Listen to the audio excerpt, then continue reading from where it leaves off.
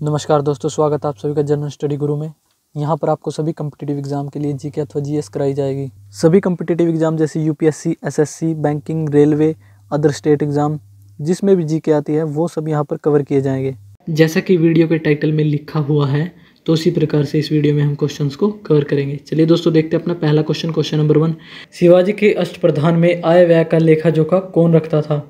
Option A Chitnis, B Sumant, C Amatya, D Waqianavis. तो इस question का सही आंसर है ऑप्शन सी अमात्य। याद रखना आपको। शिवाजी के अष्टप्रधान में आय व्यय का लेखा जोखा अमात्य रखता था, जो कि एक प्रकार का राजस्व मंत्री था। शिवाजी के अष्टप्रधान में सबसे मुख्य पद पेशवा का होता था और कुछ अन्य पद भी थे जैसे सरी ए नौबत, अमात्य, वाक्यान्विश, चिटनीस, सुमंत, पंडितराव एवं न्यायाधीश। ये कुछ अन्य पद भी शिवाजी के अष्टप्रधान में हुआ करते थे। क्लियर है दोस्तों, बढ़ते हैं अपने अगले क्वेश्चन की तरफ। Question number 2।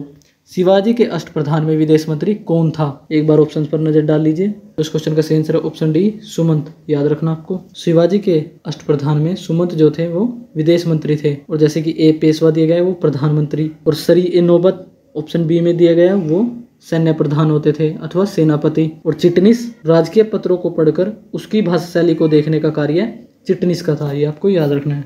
क्लियर है दोस्तों, बढ़ते अपने अगले क्वेश्चन की तरफ। Question number 3। शिवाजी की कर व्यवस्था किस कर व्यवस्था पर आधारित थी? ए मलिक अंबर, बी टोडरमल, सी खुसरो, डी हुमायूं। तो इस क्वेश्चन का सही आंसर है ऑप्शन ए मलिक अंबर। याद रखना आपको। शिवाजी की कर व्यवस्था मलिक अंबर की कर व्यवस्था पर आधारित थी। शिवाजी ने रस्सी द्वारा माप की व्यवस्था के स्थान पर काठी एवं मानक छड़ी के प्रयोग को आरंभ किया। काठी एवं मानक छड़ी के प्रयोग को आरंभ किसने किया? तो शिवाजी ने। शिवाजी की कर व्यवस्था किस पर आधारित थी? तो मलिक अंबर की कर व्यवस्था पर आधारित थी। ये आपको याद रखना। दोस्तों ये इंपॉर्टेंट क्वेश्चंस हैं, बार बार परीक्षाओं में क्वेश्चन यहाँ से पूछे जा चुके हैं। आपको इन्हें ध्यानपूर्वक पढ़ना एवं याद करना है। आप वीडियो को पूरा देखें ताकि जिस मकसद से आप इस वीडियो को देखने के लिए आए हैं तो आपका वो मकसद पूरा हो। जब आप इस वीडियो को पूरा देखेंगे तभी आप यहाँ से कुछ सीख कर जाएंगे। क्लियर है दोस्तों, बढ़ते अपने अगले क्वेश्चन की तरफ। Question number 4। चौथ एवं सरदेशमुखी नामक कर किसके द्वारा लगाया गया था? ऑप्शंस पर एक बार नजर डाल लीजिए। तो इस क्वेश्चन का सही आंसर है ऑप्शन बी शिवाजी। याद रखना आपको। चौथ एवं सरदेशमुखी नामक कर शिवाजी के द्वारा लगाया गया। चौथ किसी एक क्षेत्र को बर्बाद न करने के बदले दी जाने वाली रकम को कहा गया। तो याद रखना आपको, चौथ एवं सरदेशमुखी नामक कर शिवाजी के द्वारा लगाए गए थे। क्लियर है दोस्तों, बढ़ते अपने अगले क्वेश्चन की तरफ। Question number 5। शिवाजी के किले की सेना के नेतृत्व के लिए नियुक्ताधिकारी कौन था? तो एक बार ऑप्शंस पर नजर डाल लीजिए। तो इस क्वेश्चन का सही आंसर है ऑप्शन बी सरे नौबत। सरे नौबत जो था वो किले की सेना का नेतृत्व करता था। हवलदार किले की आंतरिक व्यवस्था की देखरेख करता था, और सवनिस जैसा कि ऑप्शन सी में दिया गया है वो किले की अर्थव्यवस्था, पत्र व्यवहार एवं भंडार की देखरेख रखता था। ये पद शिवाजी की सेना से संबंधित है। क्वेश्चन में हमसे किले की सेना के नेतृत्व के बारे में पूछा गया है, तो इस क्वेश्चन का सही आंसर होगा ऑप्शन बी सरे नौबत। कंफ्यूज नहीं होना दोस्तों, किस काल, किस वंश, किस शासक की बात कर रहा है ये आपको ध्यानपूर्वक याद रखना है। क्वेश्चन यहीं से बनते हैं दोस्तों। यही क्वेश्चन पढ़ते समय इजी लगते हैं और जिस समय एग्जाम में पूछे जाते हैं तो ये क्वेश्चन टफ हो जाते हैं, क्योंकि बार बार प्रैक्टिस नहीं है। इन क्वेश्चनों को एक दो बार आपको याद करना है, और याद कैसे करना है? क्वेश्चन फॉर्मेट में। पहले बुक में पॉइंट पढ़ा और फिर उसको क्वेश्चन फॉर्मेट में कन्वर्ट करके आपको पढ़ना है, और वही सब हम इस वीडियो में आपको प्रोवाइड करवा रहे हैं। चलिए दोस्तों बढ़ते हैं अपने अगले क्वेश्चन की तरफ। Question number 6। दिल्ली पर आक्रमण करने वाला प्रथम पेशवा कौन था? एक बार ऑप्शंस पर नजर डाल लीजिए। तो इस क्वेश्चन का सही आंसर है ऑप्शन सी बाजीराव प्रथम। दिल्ली पर आक्रमण करने वाला प्रथम पेशवा बाजीराव प्रथम था, जिन्होंने 29 मार्च 1737 ईस्वी को दिल्ली पर धावा बोल दिया था। उस समय मुगल बादशाह मोहम्मद शाह दिल्ली छोड़ने के लिए तैयार हो गया था। ये भी आपको याद रखना है। बढ़ते अपने अगले क्वेश्चन की तरफ। Question number 7। सूरत की संधि कब हुई थी? ऑप्शंस पर नजर डाल लीजिए एक बार। तो इस क्वेश्चन का सही आंसर है ऑप्शन ए 1775 ईस्वी। याद रखना आपको। सूरत की संधि 1775 ईस्वी में हुई। किस किस के बीच में? अंग्रेज एवं मराठों के बीच में, जो कि अंग्रेज एवं मराठा संघर्ष के अंतर्गत होने वाली संधि है। ये आपको याद रखना है। और 1776 में हुई पुरंदर की संधि। ये भी इंपॉर्टेंट क्वेश्चन है दोस्तों। पुरंदर की संधि 1776 में हुई, जो कि अंग्रेजों एवं मराठा के संघर्ष के अंतर्गत आती है। क्लियर है दोस्तों, बढ़ते अपने अगले क्वेश्चन की तरफ। Question number 8। बसीन की संधि कब हुई थी? एक बार ऑप्शन ध्यान से देख लीजिए। तो इस क्वेश्चन का सही आंसर है ऑप्शन डी 1802 ईस्वी में। बसीन की संधि 1802 ईस्वी में हुई थी, जिससे मराठों को हानि हुई थी। बसीन की संधि से मराठों को हानि हुई थी। कुछ अन्य संधियां इसी प्रकार हैं दोस्तों, आपको इन्हें याद रखना है कब कब हुई। जैसे मंदसौर की संधि 1818 ईस्वी में, देवगांव की संधि 1803 ईस्वी में, सुरजी अर्जुन गांव की संधि 1803 ईस्वी में, ये भी राजापुर घाट की संधि 1804 ईस्वी में। ये अंग्रेज एवं मराठा संघर्ष के अंतर्गत होने वाली संधियां हैं दोस्तों। नागपुर की संधि 1816 ईस्वी में, ग्वालियर की संधि 1817 ईस्वी में, पूना की संधि 1817 ईस्वी में। ये आपको याद रखनी है, आपको वीडियो के साथ साथ बुक में भी देखते चलना है।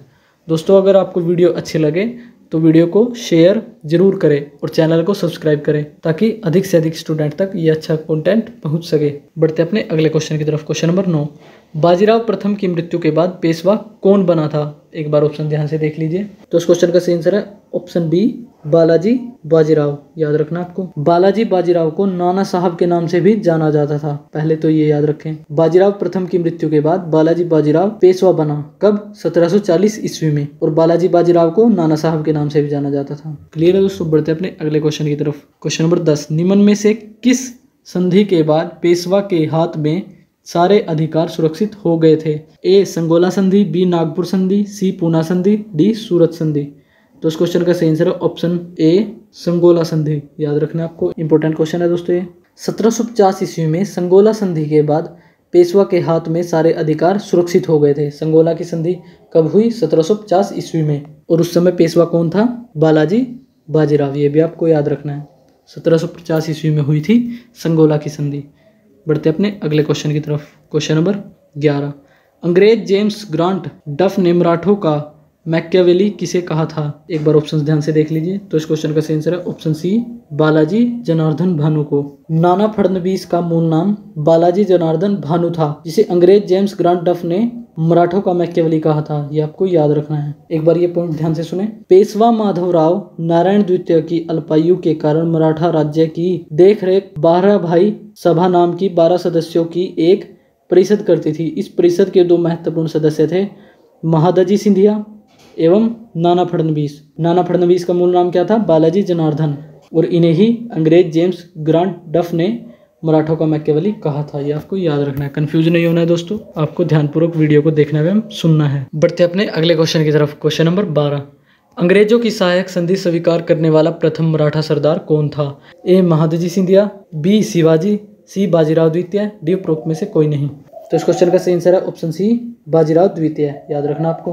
अंतिम पेशवा राघोवा का पुत्र बाजीराव द्वितीय था, जो अंग्रेजों की सहायता से पेशवा बना था। मराठों के पतन में सर्वाधिक योगदान इसी का था। यह सहायक संधि स्वीकार करने वाला प्रथम मराठा सरदार था। कौन था सहायक संधि स्वीकार करने वाला प्रथम मराठा?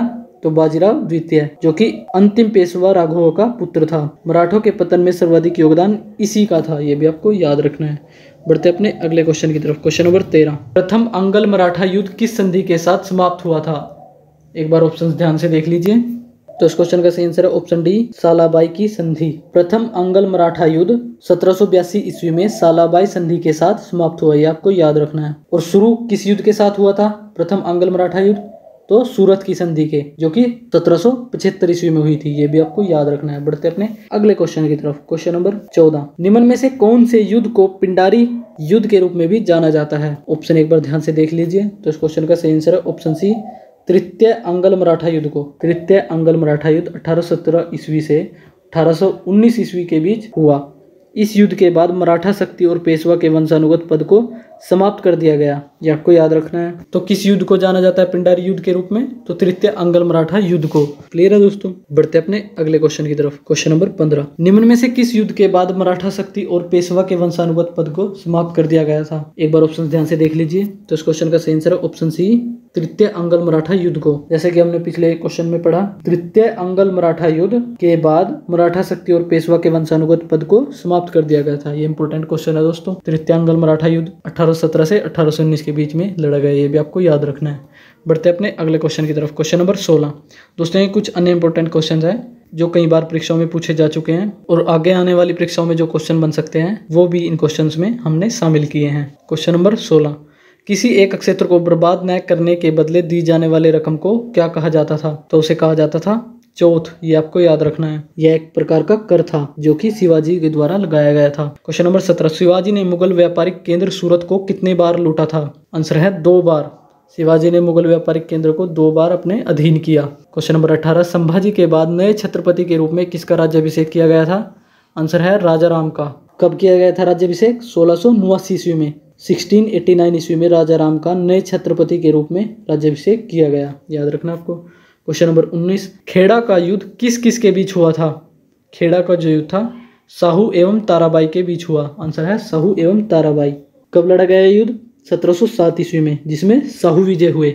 ये भी आपको याद रखना है। साहू एवं ताराबाई के बीच लड़े गए युद्ध में साहू विजय हुए और यह 1707 ईस्वी में लड़ा गया था। इसे खेड़ा युद्ध के नाम से जाना जाता है। क्वेश्चन नंबर 20, पाल खेड़ा का युद्ध किस किस के बीच में हुआ था? आंसर है बाजीराव प्रथम एवं निजामुल मुल्क के बीच। ये आपको याद रखना है, जो कि 1728 ईस्वी में लड़ा गया। इसमें निजाम की हार हुई, ये भी आपको याद रखना है। पाल खेड़ा का युद्ध बाजीराव एवं निजामुल मुल्क के बीच और खेड़ा का युद्ध साहू एवं ताराबाई के बीच। क्वेश्चन नंबर 21, दिल्ली पर आक्रमण करने वाला प्रथम पेशवा कौन था? आंसर है बाजीराव प्रथम, जिन्होंने 29 मार्च 1737 ईस्वी को दिल्ली पर आक्रमण किया। क्वेश्चन नंबर 22, बाजीराव प्रथम किस कारण से चर्चित रहा था? आंसर है मस्तानी नामक महिला से संबंध होने के कारण बाजीराव प्रथम प्रसिद्ध रहे। क्वेश्चन नंबर 23, बाजीराव प्रथम की मृत्यु कब हुई थी? आंसर है 1740 ईस्वी में। बाजीराव प्रथम की मृत्यु 1740 ईस्वी में हुई थी। क्वेश्चन नंबर 24, बालाजी बाजीराव को किस नाम से जाना जाता था? आंसर है नाना साहेब। बालाजी बाजीराव को नाना साहेब के नाम से भी जाना जाता था। बढ़ते अपने अगले क्वेश्चन की तरफ। क्वेश्चन नंबर 25, पानीपत का तृतीय युद्ध कब हुआ था? वेरी वेरी इंपॉर्टेंट क्वेश्चन दोस्तों, बार बार परीक्षाओं में पूछा जा चुका है। आंसर है 14 जनवरी 1761 ईस्वी में पानीपत का तृतीय युद्ध लड़ा गया। पहला युद्ध 1526 ईस्वी में, दूसरा 1556 ईस्वी में और तीसरा 14 जनवरी 1761 ईस्वी में। क्वेश्चन नंबर 26, पेशवा नारायण एवं राव की हत्या किसने कर दी थी? आंसर है चाचा रघुनाथ राव के द्वारा पेशवा नारायण की हत्या कर दी गई थी। क्वेश्चन नंबर 27, अंतिम पेशवा कौन था? आंसर है बाजीराव द्वितीय। बाजीराव द्वितीय जो थे अंतिम पेशवा थे। क्वेश्चन नंबर 28, द्वितीय अंगल मराठा युद्ध किस सन में हुआ था? आंसर है 1803 से 1805 ईस्वी में और प्रथम 1782 ईस्वी में और तृतीय 1817 से 1819 के बीच में। ये आपको याद रखना है। उम्मीद करता हूँ दोस्तों आपके ये सभी क्वेश्चन आसानी से याद हो गए होंगे। अगर आपको कोई कन्फ्यूजन रह गई है तो आप वीडियो को दोबारा देख सकते हैं और हमें कमेंट भी कर सकते हैं। अगर आपको वीडियो अच्छे लगे तो लाइक शेयर जरूर करें और इस चैनल जनरल स्टडी गुरु को सब्सक्राइब करें। जो भी आपका दोस्त रिलेटिव कॉम्पिटिटिव एग्जाम की तैयारी करता है, जिसमें भी जीके आती है, तो उस तक ये वीडियो जरूर पहुँच जाए ताकि वो अपनी तैयारी अच्छे से कर पाए। तो इस वीडियो में इतना ही दोस्तों, जल्दी मिलते हैं कुछ नए क्वेश्चंस के साथ। नमस्कार दोस्तों।